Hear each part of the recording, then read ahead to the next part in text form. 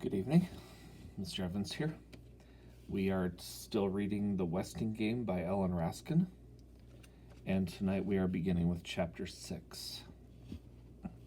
Chapter 6 is called The Westing Will. My name, the young lawyer began, is Edgar Jennings Plum. Although I never had the honor of meeting Samuel W. Westing, for some reason yet unexplained, I was appointed executor of this will found adjacent to the body of the deceased. Let me assure you that I have examined the documents at hand as thoroughly as possible in the short time available. I have verified the signatures to be those of Samuel W. Westing and his two witnesses, Julian R. Eastman, President and Chief Executive Officer of Westing Paper Products Corporation, and Sidney Sykes, M.D., Coroner of Westing County. Although the will you are about to hear may seem eccentric, I pledge my good name and reputation on its legality. Breathless with suspense, the heirs stared pop-eyed at Edgar Jennings Plum, who now coughed into his fist, now cleared his throat, now rustled papers, and now at last began to read aloud from the Westing will. I, Samuel W. Westing, resident of Westing County in the fair state of Wisconsin in the great and glorious United States of America, being of sound mind and memory, do hereby declare this to be my last will and testament. First, I return to live among my friends and my enemies. I came home to seek my heir, aware that in doing so I faced death, and so I did. Today I have gathered together my nearest and dearest, my 16 nieces and nephews. What? Sit down, Grace Windsor Wexler. The lawyer stammered an apology to the still standing woman. I was only reading. Those are Mr. Westing's words. If it's any comfort to you, Mrs. Wexler, Judge Ford remarked with biting dignity, I am just as appalled about our purported relationship. Oh, I didn't mean... Hey, Angela, Turtle called the length of the table. It's against the law to marry that doctor-to-be. He's your cousin. D. Denton Deer, patting Angela's hand in his best bedside manner, pricked his finger on her embroidery needle. I can't tell who said what with this chatter, Seidel Pulaski complained. Would you read that again, Mr. Lawyer? Today I have gathered together my nearest and dearest, my 16 nieces and nephews. Sit down, Grace Windsor Wexler, to view the body of your Uncle Sam for the last time. Tomorrow its ashes will be scattered to the four winds. Second, I, Samuel W. Westing, hereby swear that I did not die of natural causes. My life was taken from me by one of you. Ugh. Chris's arm flailed the air. His accusing finger pointed here, no there. It pointed everywhere. His exaggerated motions acted out the confusion shared by all but one of the heirs, as they looked around at the stunned faces of their neighbors to confirm what they had heard. Rereading her notes, Seidel Pulaski now uttered a small shriek. Murder. Does that mean Westing was murdered? Sandy asked the heir on his left. Crow turned away in silence. Does that mean murder? He asked the heir on his right. Murder? Of course it means murder. Sam Westing was murdered, Mr. Hu replied. Either that or he ate once too often in that Greasy Spoon coffee shop. Theo resented Hu's slur on the family business. It was murder, all right, and the will says the murderer is one of us. He glared at the restaurant owner. Have the police been notified of the charge? Judge Ford asked the lawyer. Plum shrugged. I presume they will perform an autopsy. The judge shook her head in dismay. Autopsy? Westing was already embalmed. Tomorrow he would be cremated. The police are helpless. The culprit is far too cunning to be apprehended for this dastardly deed. Oh my. Flora Bombot clapped a hand to her mouth on hearing dastardly. First murder, now a swear word. I alone know the name. Now it is up to you. Cast out the sinner, let the guilty rise and confess. Amen, said Crow. Third, who among you is worthy to be the Westing heir? Help me. My soul shall roam restlessly until that one is found. The estate is at the crossroads. The heir who wins the windfall will be the one who finds the ashes, the doorman shouted. Some tittered to relieve the unbearable tension. Some cast him a reproachful glance. Grace Wexler clicked her tongue, and Seidel Pulaski shh. It was just a joke, Sandy tried to explain. You know, ashes scattered to the winds, so the one who wins the windfall gets... Oh, never mind. Fourth, hail to thee, O land of opportunity. You have made me, the son of poor immigrants, rich, powerful, and respected. So take stock in America, my heirs, and sing in praise of this generous land. You too may strike it rich, who dares to play the Westing game. Game? What game? Turtle wanted to know. No matter, Judge Ford said, rising to leave. This is either a cruel trick or the man was insane. Fifth, sit down, Your Honor, and read the letter this brilliant young attorney will now hand over to you. It was uncanny. Several heads turned toward the coffin, but Westing's eyes were shut forever. The brilliant young attorney fumbled through a stack of papers, felt his pockets, and finally found the letter in his briefcase. Aren't you going to open it? Theo asked, as the judge resumed her seat and put the sealed envelope in her purse. No need. Sam Westing could afford to buy a dozen certificates of sanity. The poor are crazy, the rich just eccentric, Mr. Hughes said bitterly. Are you implying, sir, that the medical profession is corrupt? Denton Deer challenged. Shh! Sixth, before you proceed to the game room, there will be 1 minute of silent prayer for your good old Uncle Sam. Flora Bombach was the only heir to cry. Crow was the only one to pray. By the time Seidel Pulaski could assume a pose of reverence, the minute was up. Chapter 7 is called The Westing Game. 8 card tables, each with 2 chairs, were arranged in the center of the game room. Sports equipment lined the walls.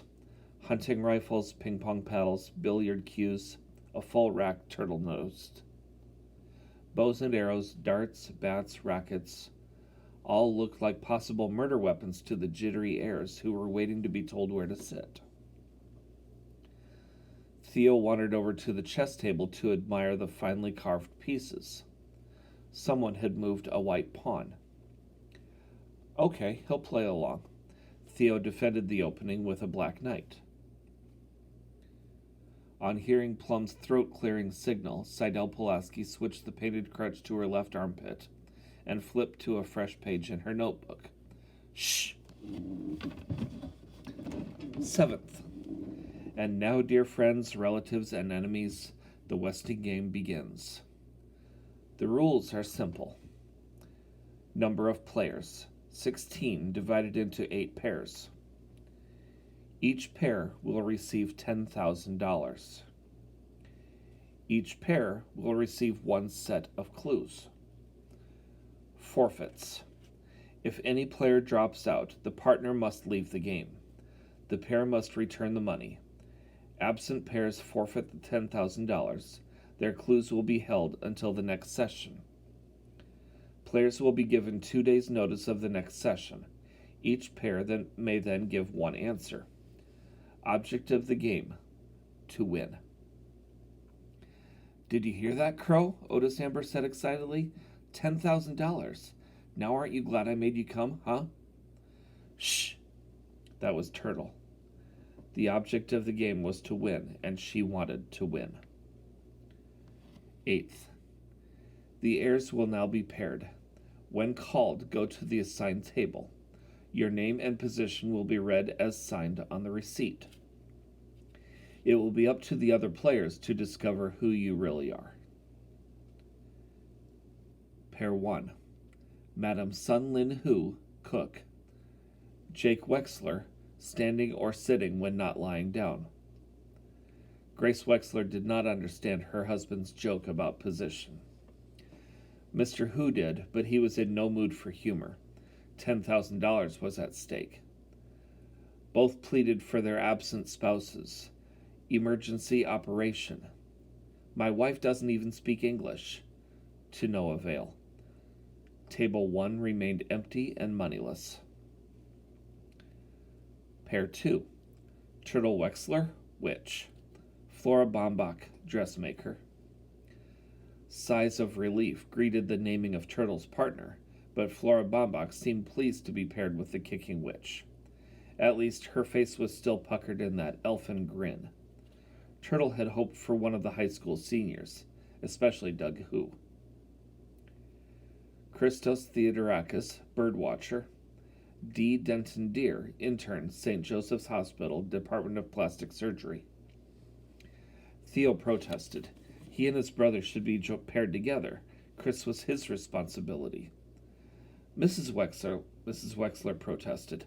Dr. D should be paired with his bride-to-be. D. Denton Deere protested, but silently. If this had been arranged for free medical advice, they, whoever they are, were mistaken. He was a busy man.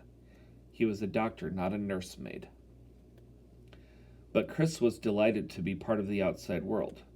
He would tell the intern about the person who limped into the Westinghouse. Maybe that was the murderer. Unless his partner was the murderer. This was really exciting, even better than television. Pair 4. Alexander McSuthers, doorman. J.J. Ford, judge, appellate division of the state Supreme Court. The heirs watched the jaunty doorman pull out a chair for the judge. It had never occurred to them that Sandy was a nickname for Alexander, but that couldn't be what Sam Westing meant by, "It will be up to the other players to discover who you really are." Or could it? The judge did not return the chip-toothed smile. Doorman, he calls himself, and the others had signed simple things too: cook, dressmaker. The podiatrist had even made fun of his position. She must seem as pompous as that intern, putting on airs with that title. Well, she had worked hard to get where she was. Why shouldn't she be proud of it? She was no token. Her record was faultless. Watch it, Josie Joe. Westing's getting to you already, and the game has barely begun. Pair 5. Grace Windsor Wexler, heiress. James Shin Hu, restaurateur. Grace Windsor Wexler ignored the snickers. If she was not the heiress now, she would be soon, what with her clues. Angela's clues, Turtle's clues, Denton's clues, and the clues of Mr. Hu's obedient son. $5,000 lost. Oh well, who needs Jake anyway? She'd win on her own. You'll be happy to know that Mr. Westing was really my Uncle Sam, she whispered to her partner. So what, thought Mr. Hu. $5,000 lost. He should have told his wife about this meeting, dragged her along. Sam Westing, the louse, has cheated him again. Whoever killed him deserves a medal. Pair 6. Berth Erica Crow, Good Salvation's soup kitchen. Otis Amber, deliverer. The delivery boy danced a merry jig, but Crow, her sore foot squeezed back into her tight shoe, headed for table 6 with a grim face. Why were they watching her? Did they think she killed Wendy? Did the guilty know her guilt? Repent. Crow limps, Chris Theodorakis noted. Pair 7. Theo Theodorakis, brother. Doug Hu, first in all-state high school mile run. They slapped hands, and Doug jogged to table 7. Theo moved more slowly. Passing the chessboard, he saw that White had made a second move. He countered with a black pawn. Maybe he should not have written brother, but like it or not, that was his position in life. Chris was smiling at him in pure sweetness, which made Theo feel even guiltier about his resentment. I guess that makes us partners, Miss Pulaski, Angela said. Pardon me, did you say something? Pair 8. Seidel Pulaski, Secretary to the President. Angela Wexler, none.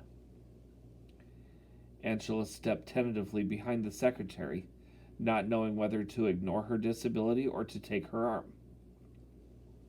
At least her crippled partner could not be the murderer, but it was embarrassing being paired with such a... No, she shouldn't feel that way. It was her mother who was upset. She could feel the indignant anger without having to look at Grace. Her perfect daughter was paired with a freak. What good luck, the hobbling Seidel Pulaski thought.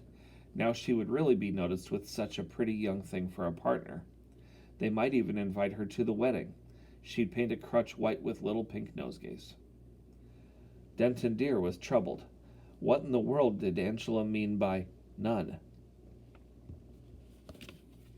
Once again, Edgar Jennings Plum cleared his throat.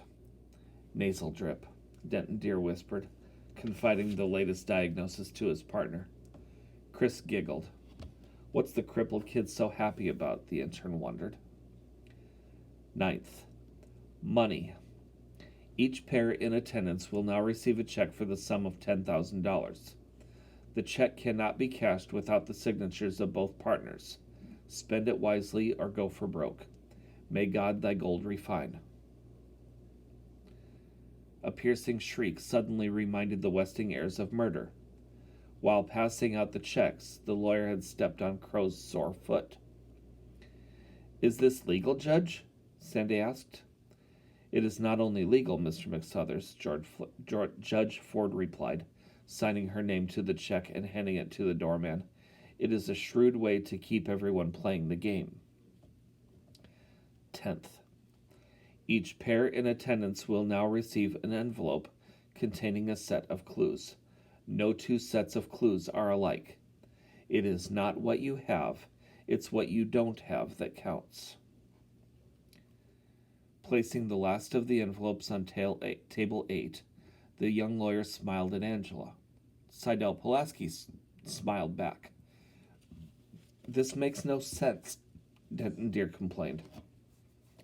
4 clues typed out on cut squares of Westing super-strength paper towels lay on the table before him. Arms and elbows at odds, with fingers fanned, Chris tried to rearrange the words in some grammatical, if not logical, order. Hey, watch it, the intern shouted as one clue wafted to the floor. Flora Baumbach leaped from her chair at the next table, picked up the square of paper and set it face down before the trembling youngster. I didn't see it, she announced loudly. I really didn't see it. She repeated under the questioning gaze of her partner, Turtle Wexler, which? The word she had seen was plain. The players protected their clues more carefully now. Hunched over tables, they moved the paper squares this way and that way, mumbling and grumbling. The murderer's name must be there somewhere. Only one pair had not yet seen their clues. At table 8, Seidel Pulaski placed one hand on the envelope, raised a finger to her lips, and tilted her head toward the other heirs. Just watch and listen, she meant. She may be odd, but she's smart, Angela thought. Since each pair had a different set of clues, they would watch and listen for clues to their clues. Hee hee hee, the delivery boy slapped his partner on the back. That's us, old pal, Queen Crow and King Amber. What's this, on or no? Doug Who turned a clue upside down, then right side up again. Theo jabbed an elbow in his ribs and turned to see if anyone had heard. Angela lowered her eyes in time. J.J. Ford crumpled the clues in her fist and rose in anger. I'm sorry, Mr. McSuthers. Playing a pawn in this foolish game is one thing, but to be insulted with minstrel show dialect. Please, Judge, please don't quit on me, Sandy pleaded. I'd have to give back all that money. It would break my wife's heart, and my poor kids. Judge Forded regarded the desperate doorman without pity. So many had begged before her bench. Please, Judge, I lost my job, my pension. I can't fight no more. Don't quit just because of some nonsensical words. Sticks and stones can break my bones, but words will never hurt me, she had chanted as a child. Words did hurt, but she was no longer a child, nor a hanging judge. And there was always the chance. All right, Mr. McSuthers, I'll stay. J.J. Ford sat down, her eyes sparkling with wickedness. And we'll play the game just as Sam Westing would have played it. Mean. Flora Baumbach squeezed her eyes together and screwed up her face. She was concentrating. Haven't you memorized them yet? Turtle didn't like the way the Otis Amber's scrawny neck was swiveling high out of his collar. And what was Angela staring at? Yes, I think so, the dressmaker replied, but I can't make heads or tails of them. They make perfect sense to me, Turtle said. One by one, she put the clues in her mouth, chewed, and swallowed them. Gibberish, Mr. Who muttered. Grace Windsor Wexler agreed. Excuse me, Mr. Plum, but what are these clues to? I mean, exactly what are we supposed to find? Purple waves, Sandy joked with a wink at Turtle. Mrs. Wexler uttered a cry of recognition and changed the order of her two clues. It's still gibberish, Mr. Who complained. Other players pressed the lawyer for more information. Ed Plum only shrugged. Then could you please give us copies of the will? A copy will be on file, Judge Ford began. I'm afraid not, Your Honor, the lawyer said. The will. He paused and tried again. The will not be filed until the first of the year. My instructions specifically state that no heir is allowed to see any of the documents until the game is over. No copy? That's not fair. But wait, they did have a copy. A shorthand copy. Seidel Pulaski had plenty of attention now. She smiled back at the friendly faces, revealing a lipstick stain on her front teeth. Isn't there some sort of a last statement? Sandy asked Plum. I mean, like the intern says, nothing makes any sense. 11th. Senseless, you say? Death is senseless, yet makes way for the living. Life, too, is senseless unless you know who you are, what you want, and which way the wind blows. So on with the game. The solution is simple if you know whom you are looking for. But heirs beware. Be aware. Some are not who they say they are, and some are not who they seem to be. Whoever you are, it's time to go home. God bless you all, and remember this. Buy Westing Paper Products. That is the end of our reading for this evening. We will pick it up again tomorrow night with Chapter 8. Have a good evening.